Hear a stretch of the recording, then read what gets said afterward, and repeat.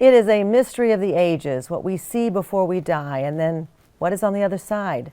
Some doctors admit they don't like to talk about end-of-life experiences for fear they might be ridiculed. But we found one doctor who wanted to share all that she has seen and heard on her last day of work before retiring. For more than 20 years, Dr. Melanie Oblender has walked the halls of hope. Let me see that chart. Treating patients with cancer and other life-threatening illnesses. How's her appetite? Trying at least to ease their pain. She says each cross on the wall tells a story, a gift from the family who leaves this tribute to the one they have lost. This one, for example. Some stories bring a chuckle. He started scarfing up green popsicles, and when he left, he gave me a green popsicle stick. Others pull your heartstrings. They took her favorite teapot and busted it and set it in this cross in memory of her.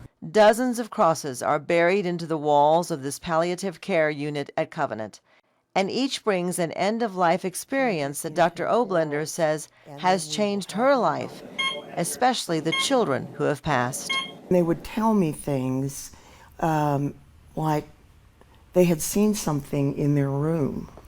Well, at first I was just like, all right, who came into your room in the middle of the night? Dr. Oblender admits she began this career with the DNA of a doctor, but she has seen too much to ignore. This one girl told me 2 men came into her room, and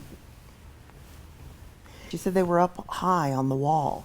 Some people might think it's delirium, but the difference, according to hospice experts, is the clear-headed narrative that comes when patients explain an end-of-life experience. She told them, no, no, I'm not ready. And they just kind of bowed and nodded and left.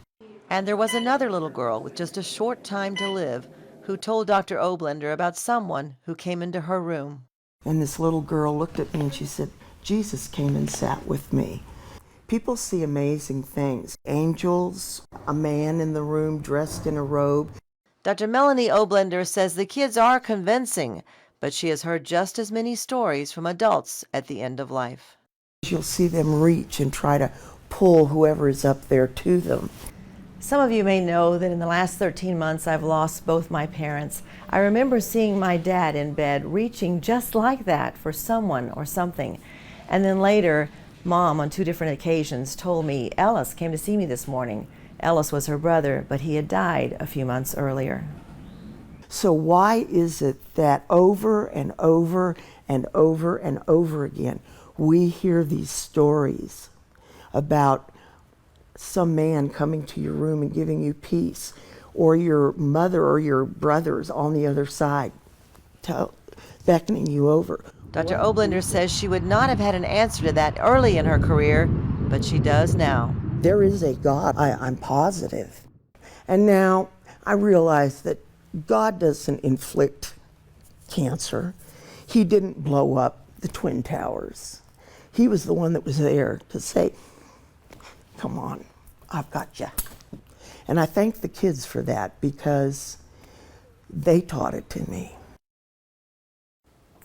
Dr. Melanie Oblender will be missed. She wished she was going on to start her new life now in the Hill Country. What a great story. Thank you.